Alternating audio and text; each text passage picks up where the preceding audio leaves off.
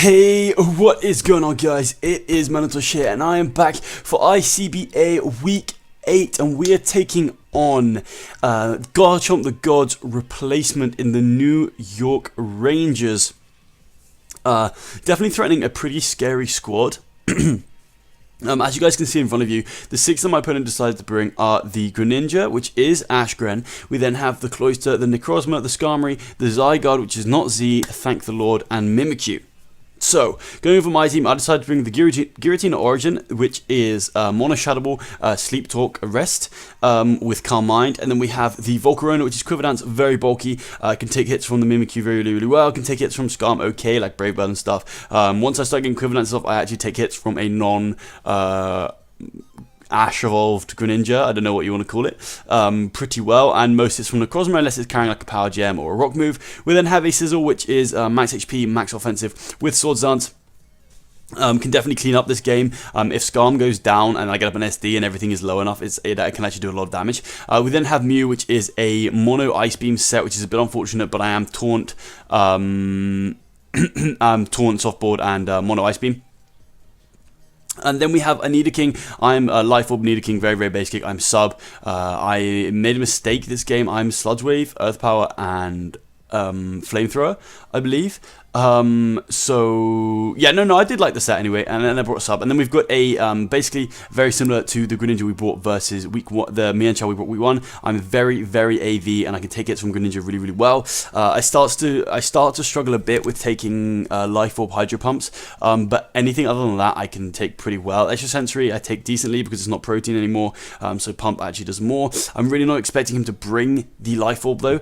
I can still take hits from Life Orb, but just because then Giratina is a big threat, and he doesn't have many ways of taking it out. Like, my Giratina outspeeds the Cloyster, it hits the Necrozma super effectively, Skarmory doesn't take a hit, Zygarde does not take hits well at all, and its only attacking move is Outrage, so he doesn't really want to be locking into that unless Zygarde's going to go down, and Mimikyu doesn't take the Shadow Ball well either, but it does outspeed me, but it can't do too much to me. So yeah, I'm definitely expecting Z-move Gren, a bit like what Matt brought, just to be able to nuke my Giratina when he gets a chance. So here I'm going to go ahead and actually just lead with my Giratina, because looking at his team, he either wants to lead with, looking at my team, he's either expecting me to lead, I think, with Mew, Nidoking, or the Mienshao.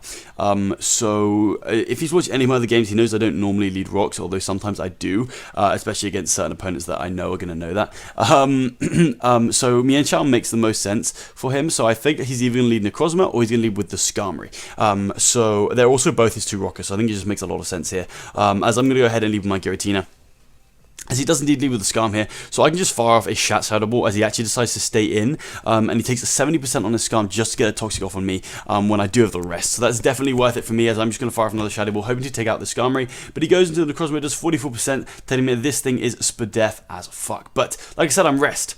This thing can't really touch me. I'm going to go for the Calm Mind here, and this is looking very scary for my opponent, as I'm going to Rest up here in case he has a Dark-type move with the Toxic, and maybe he outspeeds me because I'm not that speedy.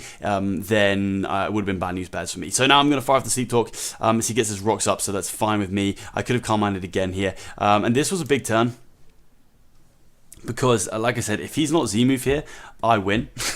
Like, Life Orb Dark Pulse does not do enough to my Giratina. I Sleep Talk once, it doesn't matter what I get, then I can always like rest up the next turn. I only need to get 1 Calm Mind in like 4 Sleep Talk rolls, which is obviously not possible. If I get a Shadow Ball as well, I do about 50% of this thing on the switch in, so definitely unfortunate. But I'm expecting him to go for the Z-move here, as it just definitely makes a lot of sense for my team. So I'm going to go into my Mienshao, hoping he burns a Dark Z-move. He goes for the Dark Pulse, that does nothing to me, and he reveals the Life Orb. So it's a bit annoying, but I am just going to fire off a U-turn here as he goes out into the Skarm. And I'm going to shout out into my Nidoking here, just because it pressures his team really a lot. He doesn't switch in well at all. I'm going to set up a sub here, as he actually fires off the Roost. So this is a bit annoying for me, and I honestly wasn't sure whether I made the right play going for sub or not. But honestly, like, look at his team, and nothing takes a hit from this Nido, except for maybe a Super Spadef from Necrozma, but then he just has to spam Moonlight against me, so not really sure. I think it was definitely the right play in hindsight, especially since he just lets his Skarmory go down to this Flamethrower here, and Skarmory is going to drop, so that's really nice for my Mian Chao, as I'm going to fire off a Sludge Wave here. It does 50% of this Necrozma. Bear in mind, guys, that like my Shadow Ball, because of Prism Armor, did less than 50%, so this Sludge Wave is doing a lot of damage to this Necrozma. And now here, as he goes for the knockoff, I'm expecting him now not to really have the Psychic move, and also I just want to pressure him, because if he doesn't have the Psychic move, 2 Sludge Waves are going to kill, and I'm just going to fire off a Sludge Wave here and see what he really wants to go for, as he just goes for the knockoff. So I chew that, and another one of these is going to be able to take out this Necrozma, and now it's looking really good for my Giratina, even my Volcarona. I'm in a good spot right now. As he goes out into the Gren, I can't let this thing pick up a kill, so I have to just go out into the Mian Chao, hoping he goes for... So there I was hoping he goes for the Dark Pulse, not wanting to miss the Hydro Pump in front of my Nidoking. But he does just fire off the Hydro Pump and he lands it, so that's fine. Like I said in my intro, I don't take Life Orb Hydro Pumps too well. It does 49%, so I'm going to pivot around into my Giratina. It's not the biggest deal in the world if he goes with the Dark Pulse. I live 1. And honestly, getting the Life Orb chip on this thing is really nice. So he does miss the Hydro Pump. It doesn't really matter there, as he's going to go for Dark Pulse. Now here, I'm like, he got a max roll with the first one, doing 49%. I like max roll. I know he's not going to be modest against my team. It just doesn't make any sense at all for him to be modest against my team. So realistically, I could have just stayed in here and gone for the U-turn, because there's a very unlikely chance that he is going to kill me. But I don't. If he gets the roll twice in a row, I don't want to deal with Ash Gren for the rest of the game, and my only way of dealing with Ash Gren would have gone down. So I am going to put a double out into my Giratina here, trying to switch around, which is definitely... It's unfortunate that... Because like, if I'd gone for the U-turn there, then I break the Mimikyu's Disguise, and it puts me in a really good spot. But I didn't do that, and he read it well, so good for my opponent there. As I'm going to go out to my Nidoking, hoping just to sack it, really, as he actually just gets up the SD. So I'm going to go out to my Sizzle now. I chew these hits for days, even if he's Z-move. I'm going to go for the Bullet Punch here. It still does a lot to me if it's Z-move, but I chew it. As he goes for a Shadow Claw, just 54%. That is a lot. As here, I'm just going to fire off another Bullet Punch, thinking that he might sneak. As he goes down to the Zygarde, revealing that this is pretty bulky. It looks like Spadef set. As I'm going to save my Sizzle here, as it's really nice priority for the Cloyster, even for the Greninja, and even for the... Mimikyu, and if I can get an SD up, I look very good. If I get more health up, I just need Greninja at about 50%, and I pretty much kill everything. As here, I'm going to go out to my Mew. It's my dedicated check to this thing. I'm pretty speedy, so I am able to outspeed this bulky Zygarde and get a Taunt off, meaning that he cannot set up on me whatsoever, and I'm going to be able to get my Defog off and just open the door for Volcarona here a bit, really, as I'm going to fire off the Ice Beam. As he just spams 1,000 arrows here, but I'm in a good spot right now. I don't mind if this thing gets healthier. I'm just going to roost up here and try and keep my Mew as round as possible. Now here I'm going to make a slightly, it might seem like an odd play, but I honestly think it makes a lot of sense. I always live this Dark Pulse with my Mew fairly comfortably. I'd live on like 27% or something like that, so I can always roost up and still be at really good damage with my Mew. And like I said before, if I can get an SD up with Scizor, then I need this thing at 50% range. Also, he's seen that my switch in is the Mian Chao, and I don't really want to risk Giratina here. Although Giratina, it's not that vital for me to win. It's definitely not something he wants to be switching into. That is for sure. So I'm actually going to stay in here and just click Roost and see what my opponent wants to go for. The only bad thing would be if he finishes me with Dark Pulse, but he goes for the Hydro Pump here, and I'm able to roost up pretty much all of that damage with help with the leftovers. As he's actually going to switch out, as I'm just going to go for another Roost again here. I'm trying to get into that 50% mark and trying to scout him out a bit. As he actually goes for the Shadow Claw with this Mimikyu, I thought that maybe I might outspeed it, but I don't, as I just go for the Taunt here. So now I'm going to get the Heckles out of here and go out into my Ra, because I'm fairly bulky. I'm not that bulky. It only does 36% to me, and I get a very lucky burn. Now this... Honestly, it's huge, because like he can't come in with this thing and revenge my Giratina, and it's the only physical attacker that really can now. Now that I've seen all the Zygarde moveset, it can't touch me. It means that Mew almost walls his whole team. I mean, Gren eventually is going to get a flinch, so I'm obviously not going to play too many games with that. But Mew just basically walls his whole team there, so it's absolutely huge. Honestly, had he not got that burn. I don't know what his play would have been here. I guess he would have made the same play and gone out into his Zygarde here, and he just would have had a much healthier Mimikyu. So he is going to go into his Zygarde, as I'm going to go for a Quiver Dance here, and we're going to see just how specially bulky this thing is, because I am Z-move on this Volcarona, and I'm going to go for the Shattered Psyche, and that does 75%, almost picking up the kill, but like I said, we're pretty bulky, so that actually does less than 50%. If I was leftovers here, I definitely could have comfortably roosted up here, but it's not worth me risking the crit, so I'm just going to go for the Bug Bites here, and he's going to go out into his Gren. So now we're forced with a big play, because in my eyes, it's kind of a 50-50, because if he stays in and goes for the Hydro Pump, and I go into my Mienshao, and I'm going to tell you guys what I should have done before, but this is my thought process at the time. If I go Mienshao here and he goes for Hydro Pump, I lose because he gets Ash Gren, assuming that because he can go for another one there and take me out, and it puts me in a bad spot, because then I have to go Giratina to try and get the Regenerator, and I'd be in a really bad way.